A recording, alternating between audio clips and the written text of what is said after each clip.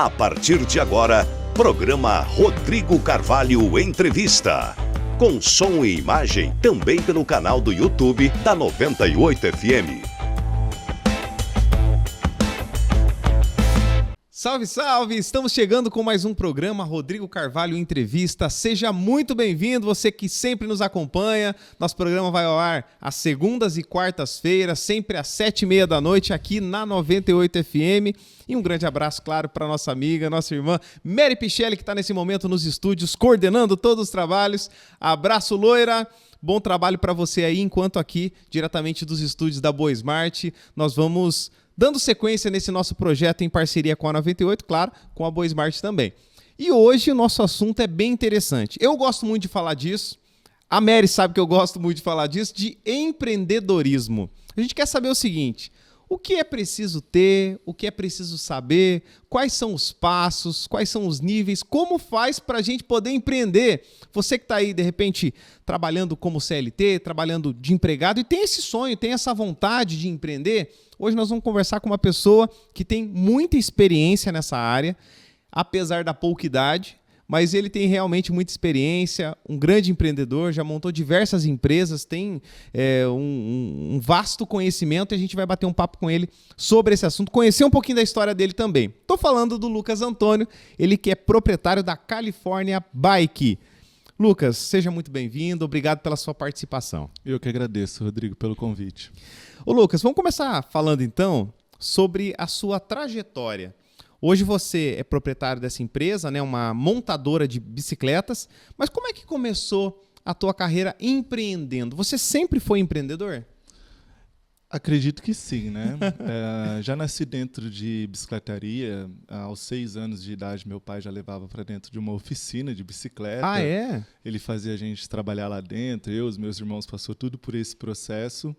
E com 12 para 13 anos, eu já tentei abrir a minha loja de bicicleta, não tinha condições. Peguei um acerto que eu tinha saído de uma loja que era montador de bicicleta, fui lá, falei, meu pai, pode entrar aqui, eu vou transformar em loja essa bicicletaria. 12, 13 anos? 12 para 13 anos. Rapaz! Peguei um acerto lá, na época, acho que foi R$ 1.500, reformei toda a bicicletaria do meu pai. E já comecei a tentar daí. Mas espera aí, vamos voltar um pouquinho então. Eu gostei dessa história. O seu pai já tinha uma bicicletaria? Era uma bicicletaria. Oficina, coisa de bairro, assim, bem simples. Em que cidade? Cidade? Em Rolândia. Em Rolândia. Isso. E aí trabalhava e vocês já trabalhavam junto ali? Quantos irmãos?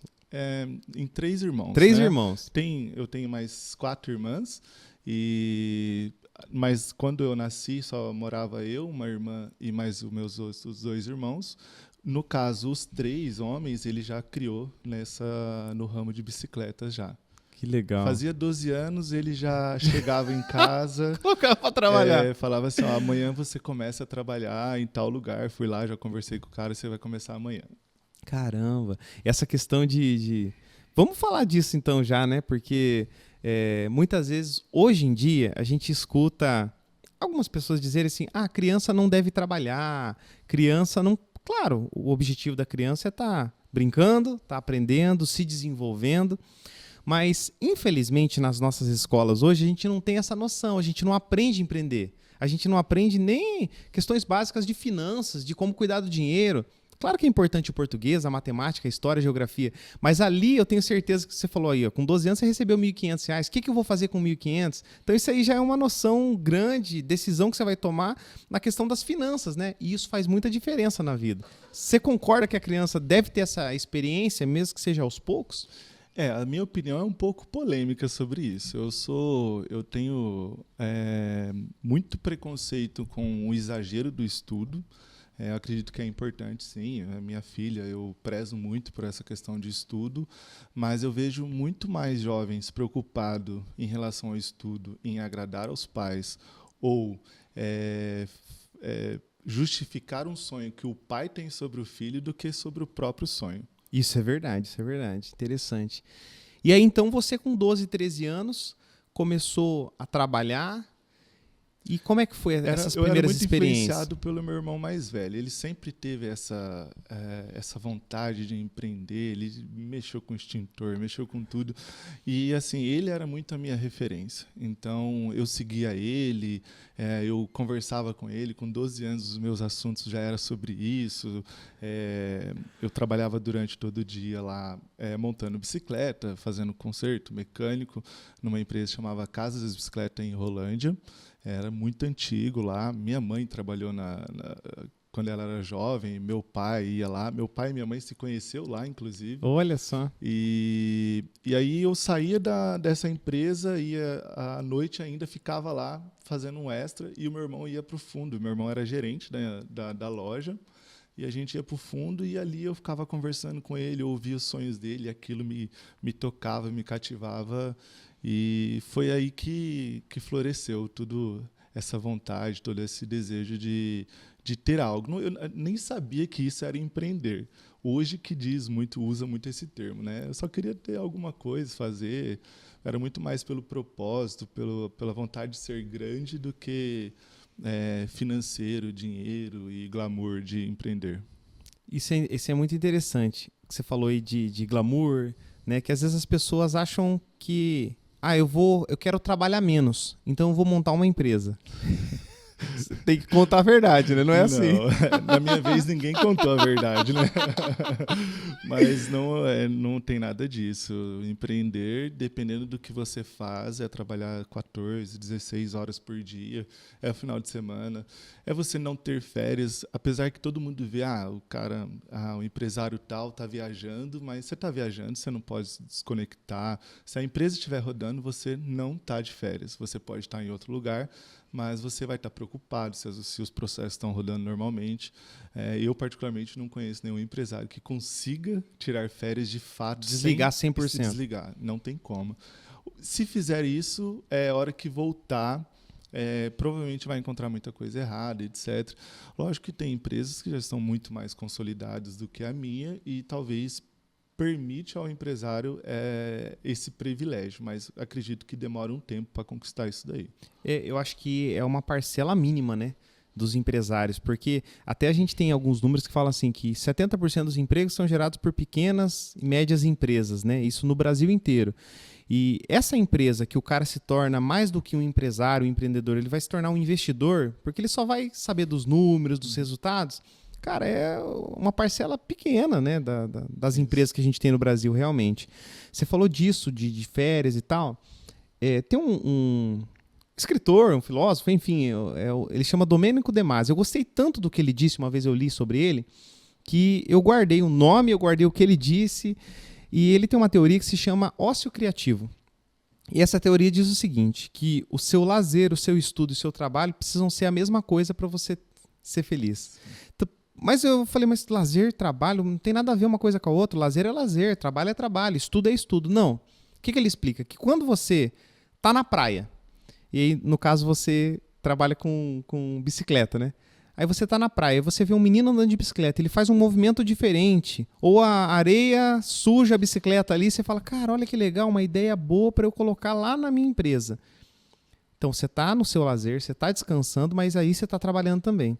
Ou você está trabalhando e você fala, agora eu quero... O que aconteceu aqui? Vou tentar entender, vou aprender. Você está estudando também. Então, quando você junta essas três coisas, lazer, trabalho e estudo, você tem uma vida profissional plena. Porque não é aquela coisa mesmo, né? De eu vou pra praia, eu vou me desligar. Eu vou viajar, eu vou me desligar. Não, eu tô trabalhando também.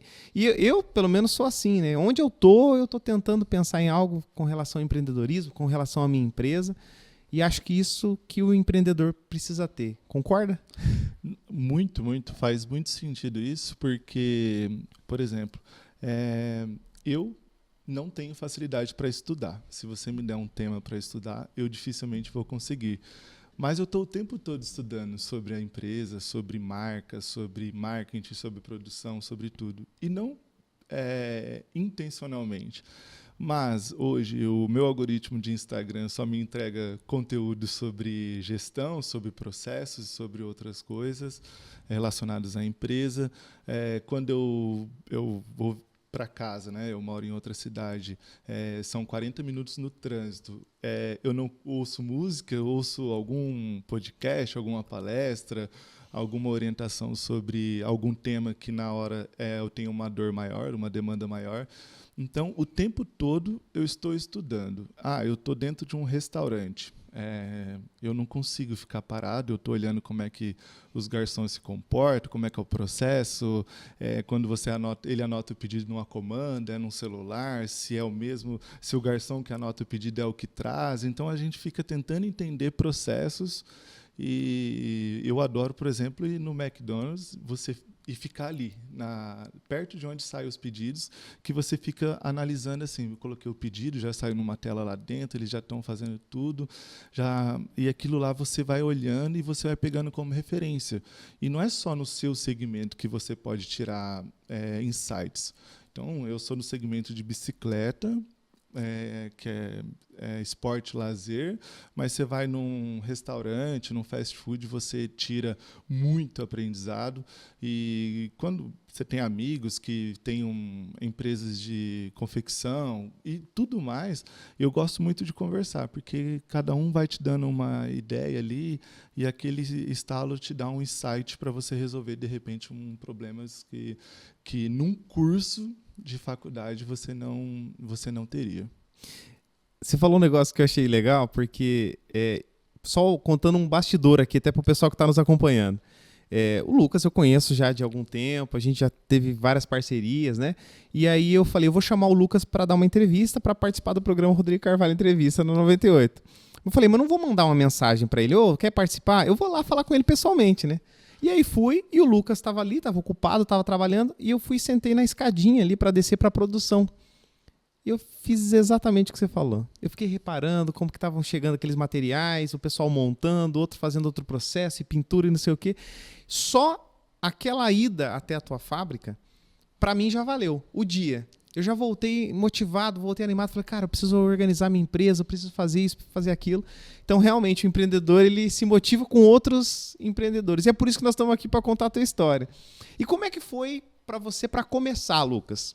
Você começou lá com 12, 13 anos, digamos que é uma aventura talvez de criança ali. E aí, qual foi a tua primeira empresa realmente? Quando você decidiu, tomou a decisão, e daí foi um negócio mais sério? Eu acredito que teríamos que definir o que é sério. Porque naquilo ali eu coloquei muita energia. Você tem razão, é verdade. Naquela bicicletaria. Quando era criança também era sério. Para você era aquele... Era muito sério. Mas assim, o relacionamento com meu pai não era muito fácil.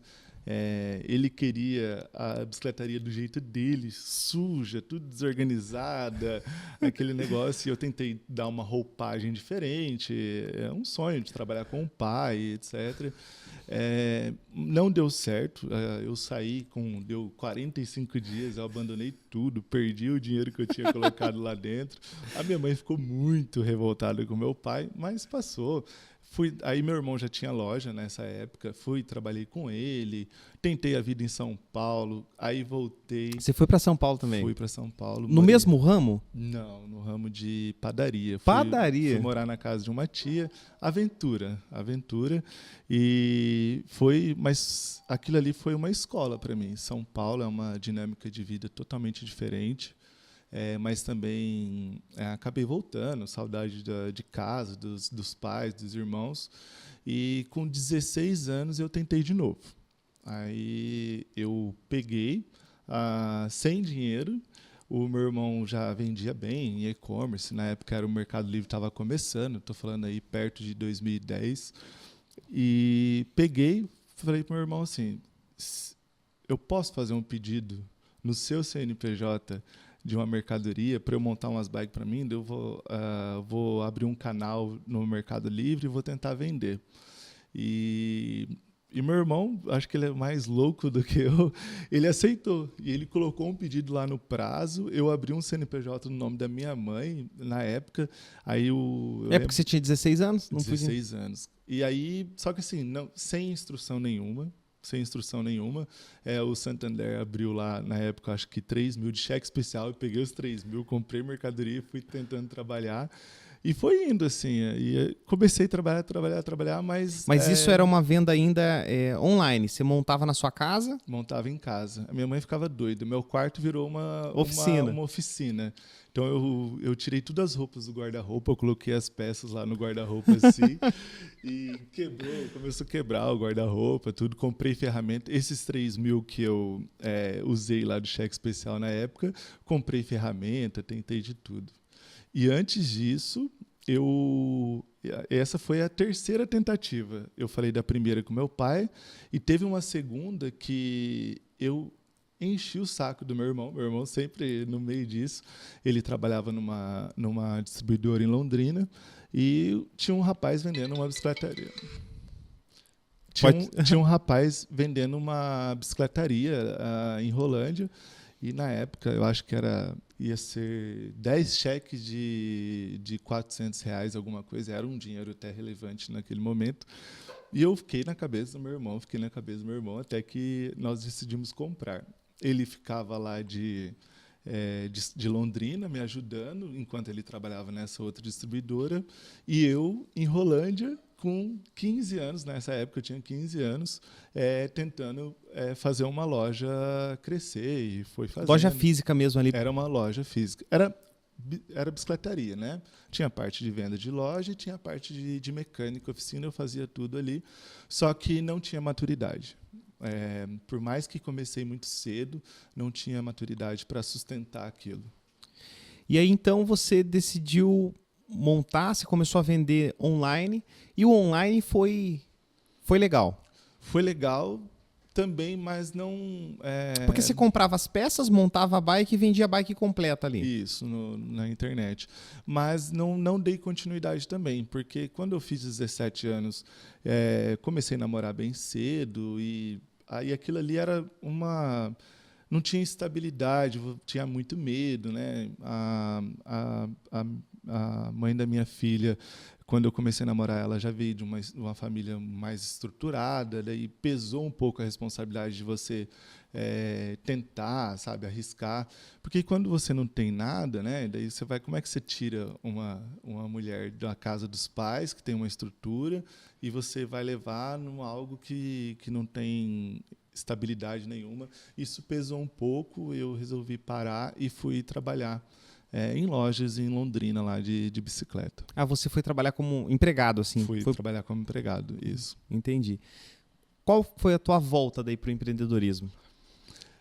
Lembrando que dá para empreender dentro de... Às vezes o cara é CLT, consegue empreender. Mas você... vou montar a minha empresa. Daí você teve um retorno.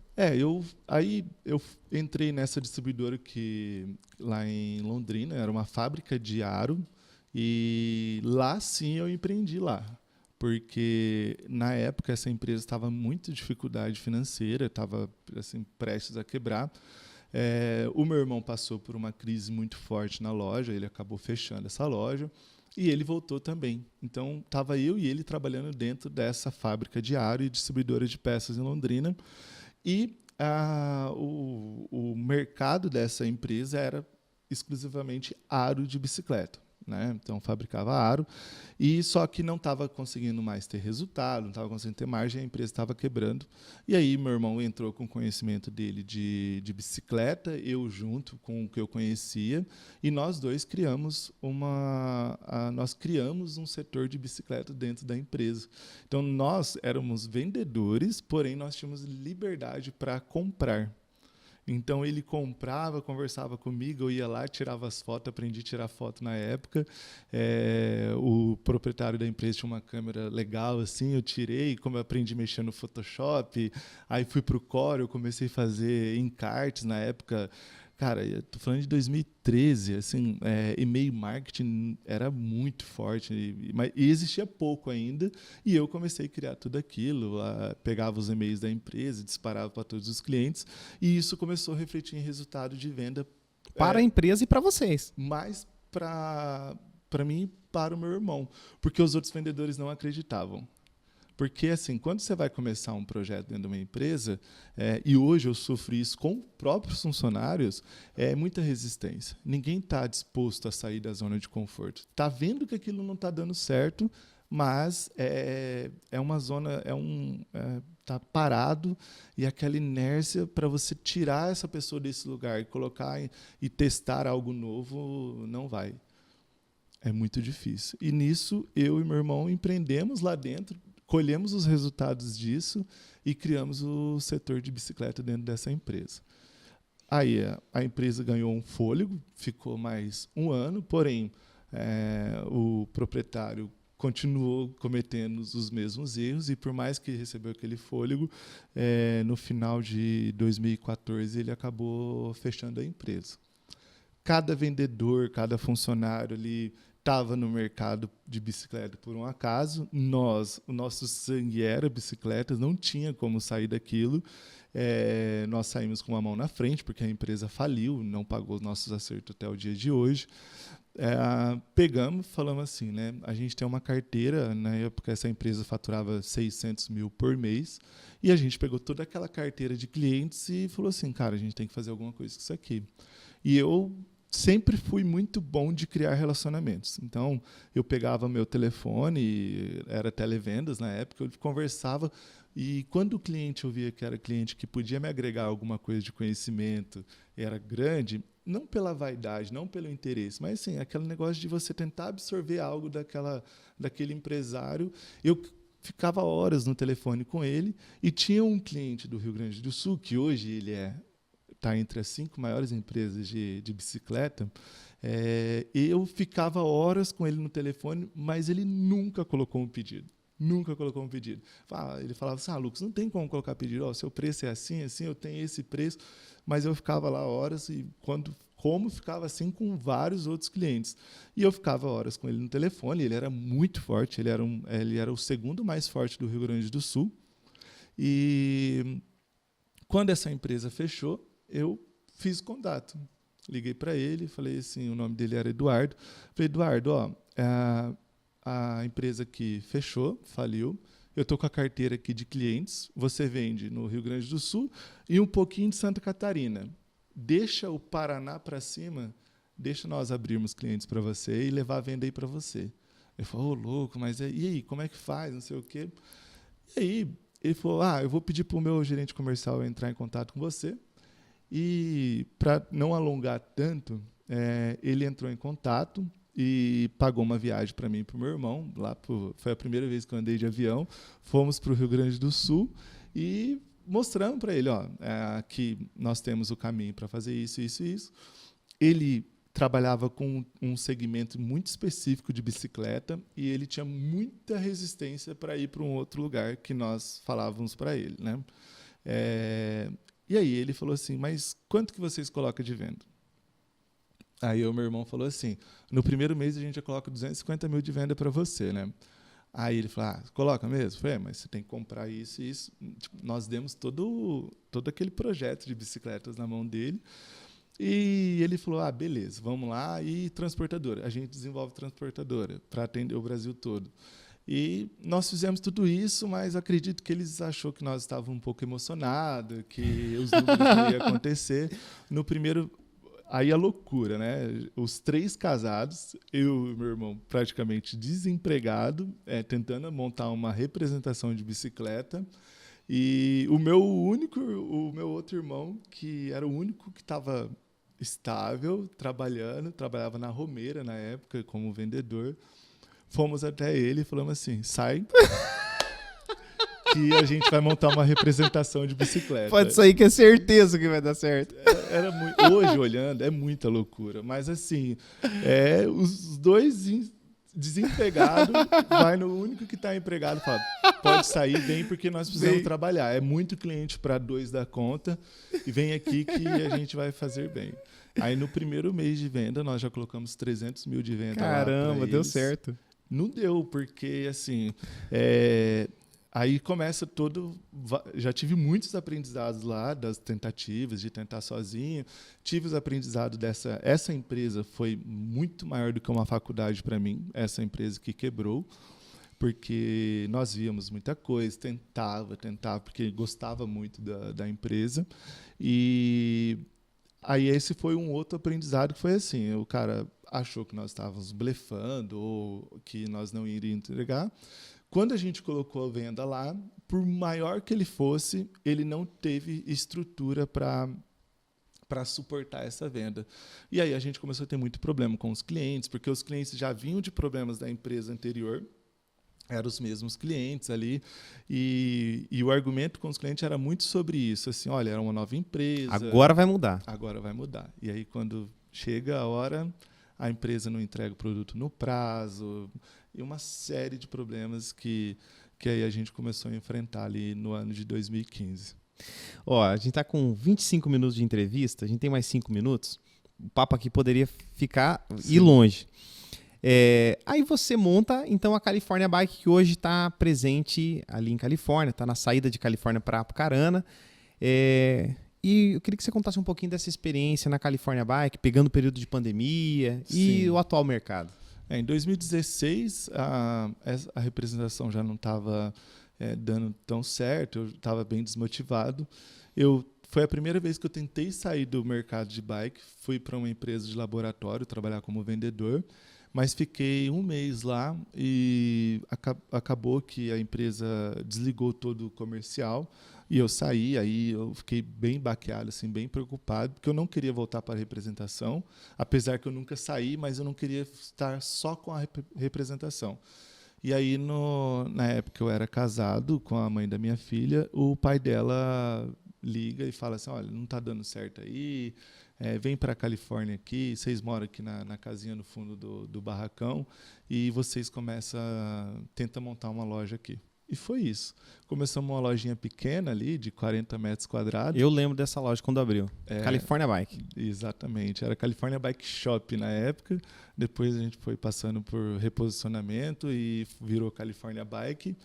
E aí nós fomos crescendo, a loja foi virando uma loja de 100 metros, daí virou uma loja de 200 metros, até que nós fomos convidados, a gente estava se destacando de alguma forma no e-commerce, eu tinha uma loja virtual, isso tudo sozinho, nós fomos convidados pela Netshoes, pelo Magazine Luiza, para começar a vender dentro do canal deles. Eles me procuraram, e ali foi onde começou um crescimento de venda, que eu não estava preparado. Eu não sabia que eu estava, mas basicamente o erro que aquele empresário lá do Rio Grande do Sul cometeu, eu cometi com a Netshoes.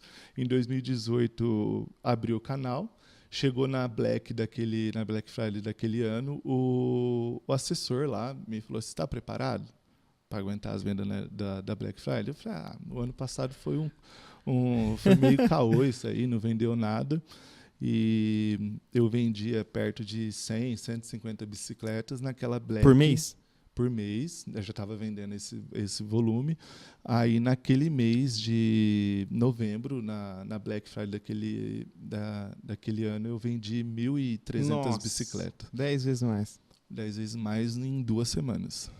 Semana de Black e na primeira semana de dezembro. Quantas pessoas para montar todas essas bicicletas? Trabalhava só eu, a mãe da minha filha e um funcionário. Aí, era o Mikael ou não? Era o Mikael. O Mikael que está comigo até hoje. Era só nós 3. E aí começamos a contratar e aquele desespero, e tinha que entregar. Foi um caos. Entrava 6 horas da manhã para montar a bicicleta e saía 10h30, 11 horas. Trabalhava sábado e domingo. Foi o primeiro grande caos que nós passamos. Legal. Infelizmente, a gente está com um tempo muito curto. Infelizmente. Mas, assim, só para a gente contar, hoje é uma empresa que faz a produção de vários modelos de bicicletas, várias marcas, inclusive, ali em Califórnia. Vende para o Brasil inteiro, tem clientes de todos os estados do Brasil, participa de grandes feiras. É uma empresa realmente de destaque nesse setor. E não só nesse setor, mas em toda a nossa região, uma empresa de destaque, né? Então, eu queria te parabenizar, Lucas. E eu não sabia dessas histórias, achei super legal, assim. Acho que serve também de motivação para as pessoas que estão querendo empreender, que querem buscar algo diferente, mesmo que essa pessoa não saia da sua empresa. Porque dá para empreender dentro da empresa onde você está, dá para fazer a diferença, dá para transformar vidas, impactar pessoas. E como você tem certeza que impactou várias pessoas, inclusive hoje aqui nesse nosso programa. Muito obrigado, Lucas. Eu espero poder ter agregado aí para vocês de alguma forma. Conversamos então hoje com o Lucas Antônio, ele que é proprietário da California Bike, uma empresa que você viu aí, né? Vocês acompanharam toda essa trajetória. Não é à toa, viu, que as pessoas dão certo. Se você olha uma pessoa que está dando certo, você passa hoje em frente ou entra na fábrica dele, você vai olhar lá, dezenas e dezenas de funcionários, pessoal trabalhando, a produção organizada, você fala, cara, esse cara deu sorte. Cuidado com isso, porque a gente viu aqui a história que começou lá atrás, trabalhando desde criança, correndo atrás, errando bastante, enfrentando umas buchas, enfrentando problema. Então, o sucesso não vem por acaso. Se alguém tem sucesso na vida, pode ter certeza que ela tem uma história. Não se discute o sucesso. E eu queria agradecer demais a sua audiência, agradecer ao Lucas pela participação. Grande abraço e até o próximo programa Rodrigo Carvalho Entrevista aqui na 98 FM. É com você, Mário Pichelli. 98 FM apresentou programa Rodrigo Carvalho Entrevista, com som e imagem também pelo canal do YouTube da 98 FM.